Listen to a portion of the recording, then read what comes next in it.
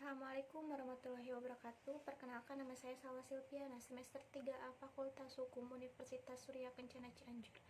Di sini saya akan menjelaskan materi hukum pidana lanjut yang didoseni oleh Profesor Dr. Hajah Heni Nur Aini SHMH beserta dosen asistennya yaitu Dr. Muhammad Rendi Aridayandi SHMH. Saya akan meringkas dari bentuk pertama sampai bentuk kelima dan perbedaan-perbedaannya. Bentuk pertama yaitu degradader, pelaku yang melakukan tindak pidana dalam hal ini dapat dikategorikan sebagai pelaku tunggal atau dapat juga disebut sebagai pelaku jamak. Atas dasar itu muncullah dua pandangan. Yang pertama, pandangan luas ekstensif. Pelaku adalah tiap orang yang menimbulkan akibat yang memenuhi rumusan delik pasal 55 KUHP. Yang kedua, pandangan yang sempit restriktif.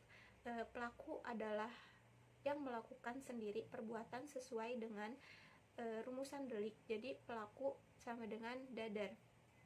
Bentuk kedua yaitu downplagger atau menyuruh melakukan. Orang yang melakukan tindak pidana menggunakan orang lain sebagai perantara, tetapi perantara itu hanya berperan sebagai alat. Downplagger mempunyai ciri-ciri adanya dua pihak. Yang pertama, pelaku langsung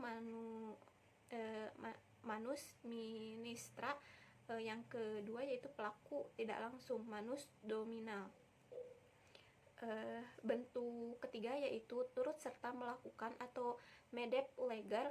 KUHP tidak memberikan definisi, tetapi menurut pemberian pengertian bahwa yang turut serta melakukan ialah orang yang dengan sengaja turut berbuat atau turut mengerjakan terjadinya sesuatu. Syarat-syarat turut serta melakukan adalah adanya kerjasama secara sadar.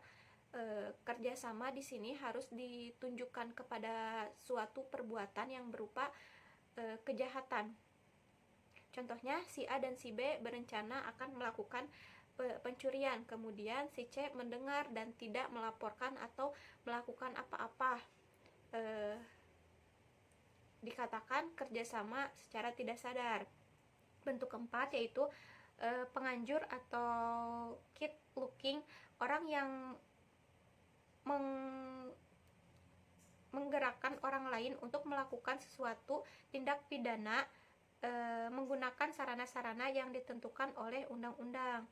Jadi aturan pemujaran dengan menyusun melakukan hampir sama, yaitu adanya usaha untuk menggerakkan orang lain sebagai pelaku atau aktor materialis. Bentuk kelimanya yaitu medeplige atau pembantuan. Diatur dalam pasal 56 KUHP, yaitu ada dua bentuk. Yang pertama, pada saat itu kejahatan dilakukan, dalam hal ini tidak ditentukan bentuknya secara limitatif dalam undang-undang. Sebelum kejahatan dilakukan, dalam hal ini undang-undang memberikan batasan atau limitatif, yaitu berupa memberi kesempatan sarana atau keterangan. Pertanggungjawaban pembantu KUHP mengatur pidana untuk pembantuan adalah lebih pada pelaku. Pasal 57 ayat 1 dan ayat 2 yaitu maksimum pidana pokok dikurangi sepertiga. Apabila kejahatan diancam pidana mati atau seumur hidup, maka maksimum pidananya adalah 15 tahun.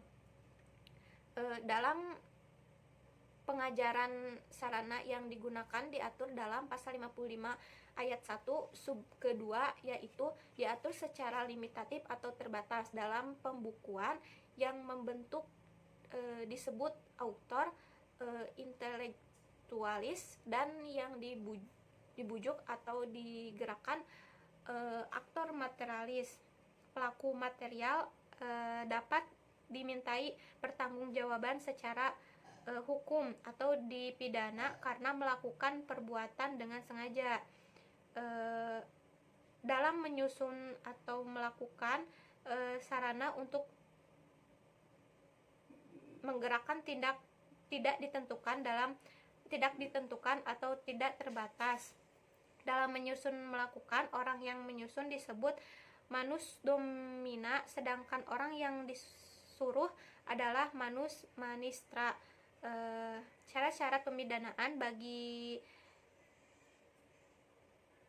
denajur atau penggerak, ada kesengajaan untuk menggerakkan orang lain untuk melakukan perbuatan yang dilarang, menggerakkan atau menyuruhnya dengan daya, upaya, atau sarana-sarana dalam pasal 55 ayat 1 sub 2. Pembuat material tersebut dapat dipertanggungjawabkan secara hukum atau dapat dipidana. Maksud dari pasal 55 ayat 1 sub kedua adalah untuk kepastian hukum, untuk pedoman bagi hakim dan pembuktian. Sekian yang dapat saya sampaikan. Wassalamualaikum warahmatullahi wabarakatuh.